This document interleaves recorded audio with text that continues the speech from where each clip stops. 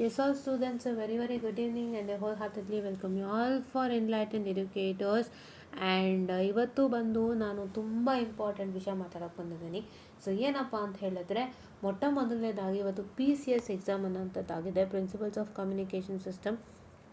So I hope ಎಲ್ಲರೂ ಚೆನ್ನಾಗಿ ಮಾಡಿದ್ದೀರಾ ಅಂತ ಅಂದ್ಕೊಂಡಿದ್ದೀನಿ. ಐ ಆಮ್ ಮೋಸ್ಟ್ ಹ್ಯಾಪಿ ನೀವು ಚೆನ್ನಾಗಿ ಮಾಡಿದ್ದೀರಾ ಅಂತಂದರೆ. ಸೊ ನೆಕ್ಸ್ಟ್ ಏನಪ್ಪ ವಿಷಯ ಅಂತ ಹೇಳಿದ್ರೆ, ಇವಾಗ ಕಂಟ್ರೋಲ್ ಸಿಸ್ಟಮ್ ಎಕ್ಸಾಮ್ಸ್ ಇದೆ, which is happening to takes place on 29th, correct ಅಲ್ವಾ?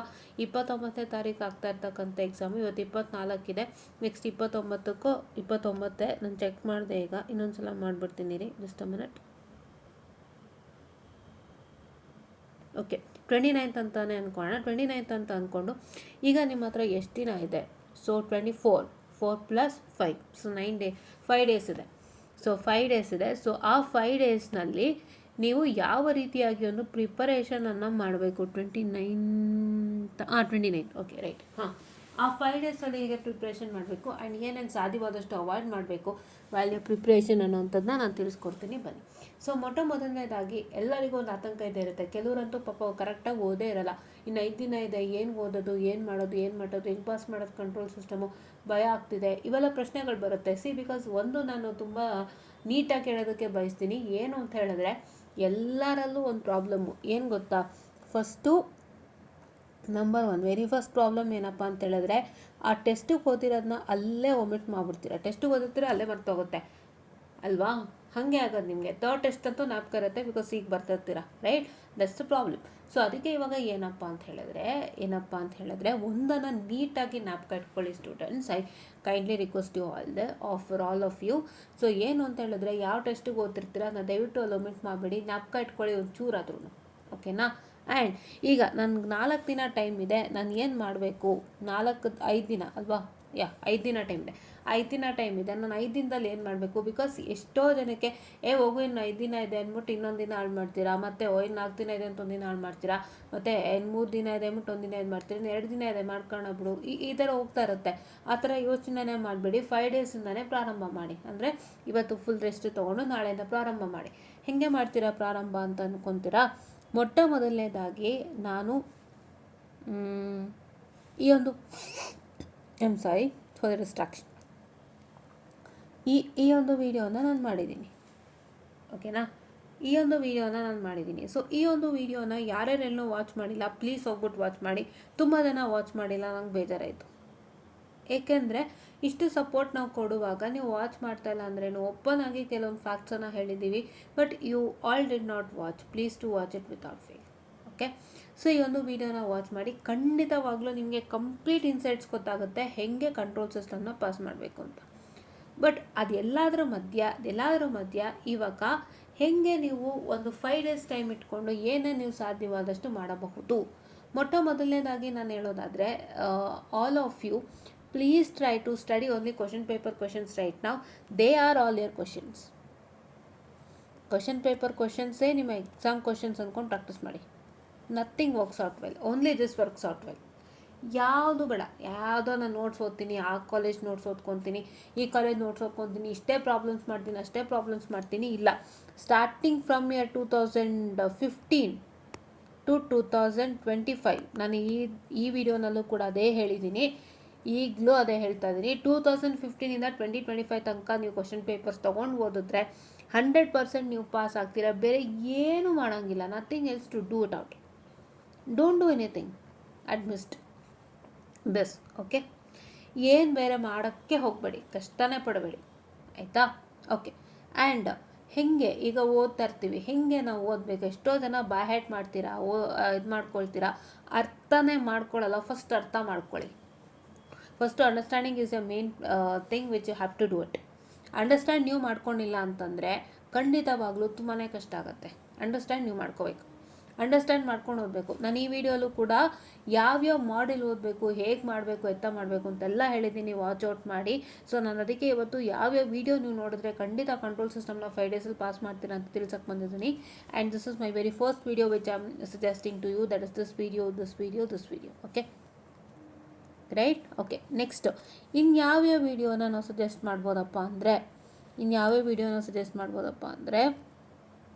ನೋಡಿ ಲೈವಲ್ಲೂ ಕಂಟ್ರೋಲ್ ಸಿಸ್ಟಮ್ ಬಗ್ಗೆ ಲೈವ್ ಬಂದಿದ್ದೀವಿ. ಈ ಒಂದು ಲೈವ್ ಸೆಷನ್ನ ವಾಚ್ ಮಾಡ್ಬೋದಾಗಿರುತ್ತೆ. ದಿಸ್ ಇಸ್ ರೆಕಮೆಂಡೆಡ್ ಹೌದಾ? ಓಕೆ.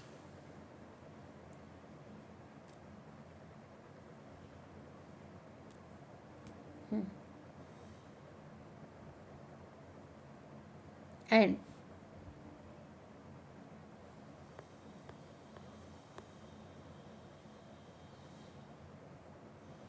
ಕೋರ್ಸಸ್ಲೇ ಇದೆ ಕಂಟ್ರೋಲ್ ಸಿಸ್ಟಮ್ ಬಿಡಿ. ಸೊ ಕೋರ್ಸಸ್ಲೇ ಇದೆ. This is control system course lecture series. Okay, ಇದನ್ನು ಮೋಸ್ಟ್ ರೆಕಮೆಂಡೆಡ್. ಓಕೆ, ಯಾ. ಸೊ ರೈಟ್ ನಾವು ಇದರಲ್ಲಿ ಯಾವ್ಯಾವುದು ಅಂದರೆ ಈಗ ನೋಡ್ಕೊಂಬಿಟ್ಟಿದ್ದೇನೆ.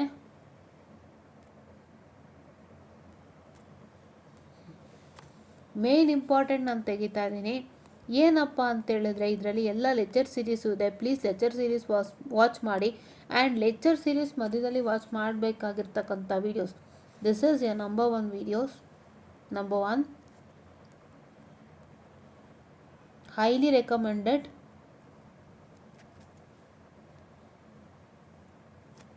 Okay, this number 2,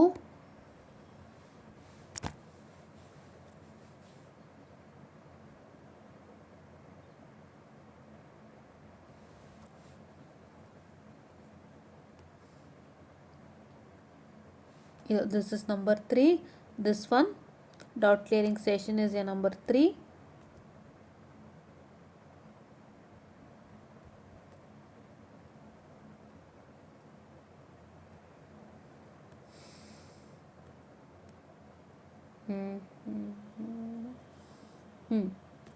this is your number 4, number 5, number 6, number 7. ಇಷ್ಟು ವೀಡಿಯೋಸ್ಗಳು ನಾನು ಲಾಸ್ಟ್ ವೀಡಿಯೋನಲ್ಲೂ ತೋರಿಸಿದ್ದೀನಿ, ಈ ವಿಡಿಯೋನಲ್ಲೂ ಮತ್ತೆ ತೋರಿಸ್ತಾ ಇದ್ದೀನಿ ನೋಡಿ. ಇದಿಷ್ಟನ್ನೇ ನೀವು ಫಾಲೋ ಅಪ್ ಮಾಡಿದ್ರೆ 5 ಡೇಸಲ್ಲಿ ಕಂಟ್ರೋಲ್ ಸಿಸ್ಟಮ್ನ ಆರಾಮಾಗಿ ಪಾಸ್ ಮಾಡ್ಬೋದು. ಆದರೆ ಕೆಲವೊಂದು ಟಿಪ್ಸ್ ಆ್ಯಂಡ್ ಟ್ರಿಕ್ಸ್ನ ಫಾಲೋ ಅಪ್ ಮಾಡ್ಕೊಳ್ಳಿ. Don't lose your mind, don't distract yourself from others. ಯಾವುದಕ್ಕೂ ಡಿಸ್ಟ್ರಾಕ್ಟ್ ಆಗಬೇಡಿ. ಶಿಸ್ತಾಗಿ ಓದಿ. ಕ್ವಶನ್ ಪೇಪರ್ಲಿ ಇರ್ತಕ್ಕಂಥ ಎಲ್ಲ ಪ್ರಾಬ್ಲಮ್ಸು ಸಾಲ್ವ್ ಮಾಡಿ. ಏನಿಲ್ಲ, ಸುಮ್ಮನೆ ಸಾಲ್ವ್ ಮಾಡೋದಲ್ಲ. Everybody tries to solve it in a simpler way. ಸುಮ್ಮನೆ ನೋಡ್ಕೊಂಡು ಸಾಲ್ವ್ ಮಾಡೋದು, ಇಲ್ಲ ಜಸ್ಟ್ ಬ್ಯಾಟ್ ಮಾಡ್ಕೊಂಡು ಸಾಲ್ವ್ ಮಾಡೋದು. ಏನಾಗ್ತಿದೆ ಅಲ್ಲಿ process, you have to understand what is the process happening, what I am doing, why am using that formula. ಆಮೇಲೆ ನಾನು ಈ ಒಂದು ವಿಡಿಯೋನಲ್ಲಿ ಸ್ಪೆಸಿಫಿಕಲಿ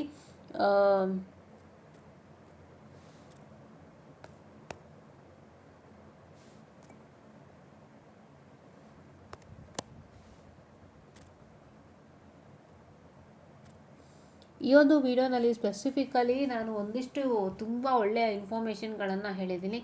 ಏನಪ್ಪ ಅಂತೇಳಿದ್ರೆ ನಿಮಗೆ ನಿಮ್ಮ ಕಂಫರ್ಟ್ ಝೋನಲ್ಲೇ ಹೆಂಗೆ ಮಾರ್ಕ್ಸ್ ತೊಗೋಬೇಕು ಅಂತ. ಬಿಕಾಸ್ ಎಷ್ಟೋ ಜನಕ್ಕೆ ಬೋರ್ಡೆ ಪ್ಲಾಟ್ ಆಗ್ಬೋದು, ನೆಕ್ಸ್ ಪ್ಲಾಟ್ ಆಗ್ಬೋದು, ತುಂಬಾ ಸ್ವಲ್ಪ ಸ್ಟ್ರಗಲ್ ಪಡ್ತೀರಾ. ಆ್ಯಂಡ್ ಕೆಲವೊಂದು ಟಾಪಿಕ್ಸ್ಗಳು ನೀವು ಸ್ಟ್ರಗಲ್ ಪಡ್ತೀರಾ.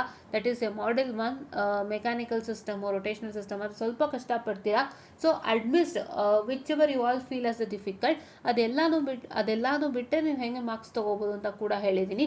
ಆ್ಯಂಡ್ ಒಂದು ನ್ಯಾಪ್ ಕಟ್ಕೊಳ್ಳಿ, ಇದರಲ್ಲೂ ಸುಮಾರು ಥಿಯರಿ ಇದೆ. ಥಿಯರಿ ಚೆನ್ನಾಗಿ ಪ್ರಾಕ್ಟೀಸ್ ಮಾಡಿ. ಅದಕ್ಕೊಂದು ವಿಡಿಯೋ ಮಾಡಿದ್ದೆ, ಅಲ್ಲಿ ತೋರಿಸ್ನಲ್ಲ ನಾನು, how to pass control system by only studying this theory subjects told ಅಂತ. ನೀವು ಹಿಂದೆ ನೋಡಿ ಸಿಗುತ್ತೆ ನಿಮಗೆ, ನಾನೇ ಹೇಳಿದ್ದೀನಿ ಈಗ ಈ ವಿಡಿಯೋನಲ್ಲೇ. If you check back you can see that, ಅಲ್ಲೇ ಹೇಳಿದ್ದೀನಿ. ಆ ಒಂದು ವಿಡಿಯೋ ಕೂಡ ತುಂಬ ಇಂಪಾರ್ಟೆಂಟ್. ಅದರಲ್ಲೇ ಗೊತ್ತಾಗುತ್ತೆ. ನೀವು ಥಿಯರಿಯಿಂದ ಅಟ್ಲೀಸ್ಟ್ ಮಿನಿಮಮ್ ಒಂದು 40 ಆದರೂ ತೊಗೋಬೋದು, ಏನು ತೊಂದರೆ ಇಲ್ಲ. ಹಾಗಂತ ಬರೀ ಥಿಯರಿಗೆ ಸ್ಟಿಕ್ ಆನ್ ಆಗಂಗಿಲ್ಲ. ನಾವು ಹೇಳಿರ್ತಕ್ಕಂತಹ ಎಲ್ಲ ಪ್ರೊಸೀಜರ್ಸ್ನು ಫಾಲೋ ಅಪ್ ಮಾಡಬೇಕಾಗತ್ತೆ. ಓಕೆನಾ? ಇಷ್ಟು ನಾವು ಫಾಲೋ ಅಪ್ ಮಾಡಬೇಕಾಗತ್ತೆ. And along with all these things ಏನಪ್ಪ ಅಂತ ಹೇಳಿದ್ರೆ ದಯವಿಟ್ಟು don't forget to share this video to many of your friends and get benefited. Because ನಾವು ಆಲ್ರೆಡಿ ವೀಡಿಯೋಸ್ನ ಮಾಡಿದ್ದೀವಿ. ಆ ವೀಡಿಯೋಸ್ನ ವಾಚ್ ಮಾಡಿ ಸಪೋರ್ಟ್ ಕೊಡಿ. Nothing changes. ನಾನು ಯಾವತ್ತೋ ವೀಡಿಯೋ ಮಾಡಿಬಿಟ್ಟಿದ್ದೆ, ಇವತ್ತಿಗೆ ಮಾಡಿಲ್ಲ ಅಂತ ಅಂದ್ಕೋಬೇಡಿ. ಎಲ್ಲದಕ್ಕೂ ಒಂದೇ, ನಥಿಂಗ್ ಚೇಂಜಸ್, ಆಯಿತಾ? ಆ್ಯಂಡ್ ನಾನು ಒಂದೇ ಹೇಳೋದೇನು ಅಂತ ಹೇಳಿದ್ರೆ ದಯವಿಟ್ಟು ಯಾವುದೇ ಒಂದು ಸಬ್ಜೆಕ್ಟಲ್ಲಾಗಲಿ, ಥಿಯರಿ ಪ್ರಾಬ್ಲಮ್ಯಾಟಿಕ್ ಸಬ್ಜೆಕ್ಟಲ್ಲಾಗಲಿ ಥಿಯರಿನ ಚೆನ್ನಾಗಿ ಕಲ್ತ್ಕೊಂಡಿರಿ. ನಿಮಗೆ ಥಿಯರಿನೂ ಒಂದು ಪಕ್ಷ ನಿಮ್ಮನ್ನ ಯಾವ ಕಾರಣಕ್ಕೂ ಕೈ ಬಿಡೋದಿಲ್ಲ, ಆಯಿತಾ. ಆ್ಯಂಡ್ ಕ್ವಶನ್ಸ್ನ ಹೆಚ್ಚಾಗಿ ಸಾಲ್ವ್ ಔಟ್ ಮಾಡ್ಕೊಳ್ಳಿ. ಆ್ಯಂಡ್ ದಯವಿಟ್ಟು ಅರ್ಥ ಮಾಡಿಕೊಂಡು ಸಾಲ್ವ್ ಔಟ್ ಮಾಡಿ. ಆ್ಯಂಡ್ ದಯವಿಟ್ಟು ಪ್ರಾಪರ್ ಪ್ಲ್ಯಾನಿಂದ ಸಾಲ್ವ್ ಔಟ್ ಮಾಡಿ. Please proper plan hockey solve out ಮಾಡಿ. ಹೇಗೇಗೋ ಸಾಲ್ವ್ ಮಾಡ್ತಾ ಕೂತ್ಕೋಬೇಡಿ, ಯಾವ್ಯಾವುದೋ ಮಾಡ್ಯೂಲ್ ತೊಗೋಬೇಡಿ, ರ್ಯಾಂಡಮ್ ಆಗಿ ಓದ್ಕೋಬೇಡಿ. ಆ್ಯಂಡ್ ನಿಮ್ಮ ಅಸೈನ್ಮೆಂಟ್ ಮತ್ತು ಟೆಸ್ಟ್ ಕ್ವಶನ್ಸ್ನ ದಯವಿಟ್ಟು ಇಟ್ಕೊಳ್ಳಿ. ಅದು ಕೂಡ ನಿಮಗೊಂದು ಲೈಫ್ ಸೇವರ್ ಅಂತ ಹೇಳಿದ್ರೆ ಯಾವ ಕಾರಣಕ್ಕೂ ತಪ್ಪಿಲ್ಲ, ಹೌದಾ. ಅದೊಂದು ಲೈಫ್ ಸೇವರ್ ಅಂತ ಹೇಳಿದ್ರೆ ಯಾವ ಕಾರಣಕ್ಕೂ ತಪ್ಪಿಲ್ಲ. ಓದ್ಕೋಬೇಕು, ಕಷ್ಟಪಡಬೇಕು, ಮಾಡಬೇಕು, ಶ್ರಮ ಹಾಕಿದ್ರೆ ಖಂಡಿತ ಕಂಟ್ರೋಲ್ ಸಿಸ್ಟಮ್ ಆಗುತ್ತೆ. Control system is not that difficult than a network and EMFT.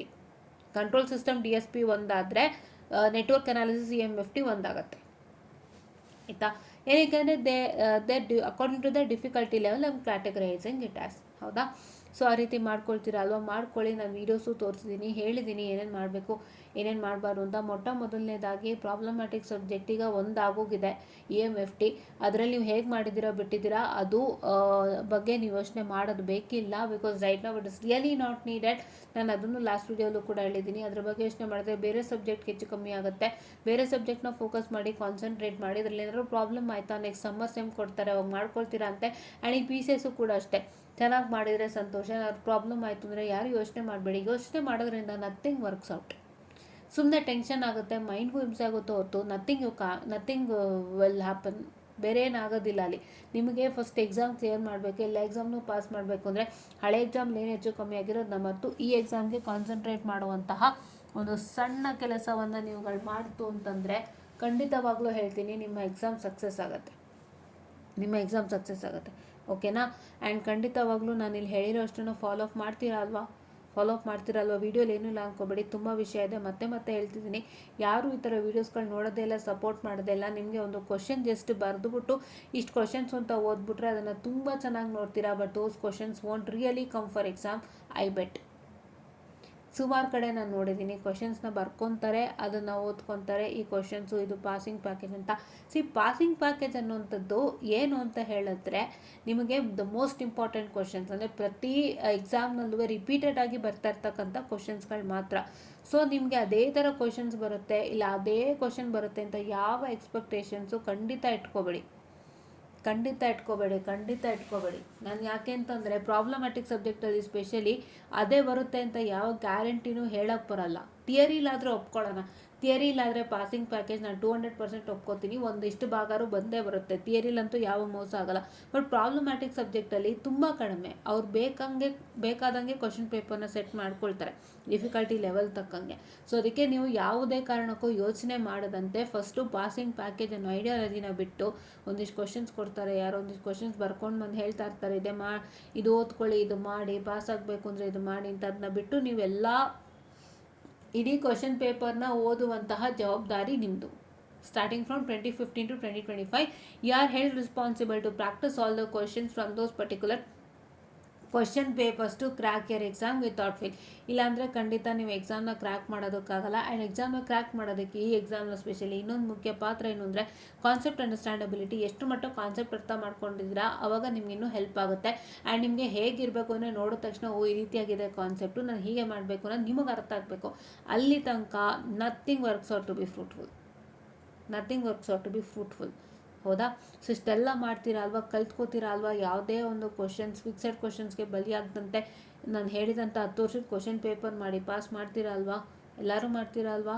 Okay, so this is what is all for today ಅಂತ ಹೇಳ್ತಾ I will be winding up this session and thank you.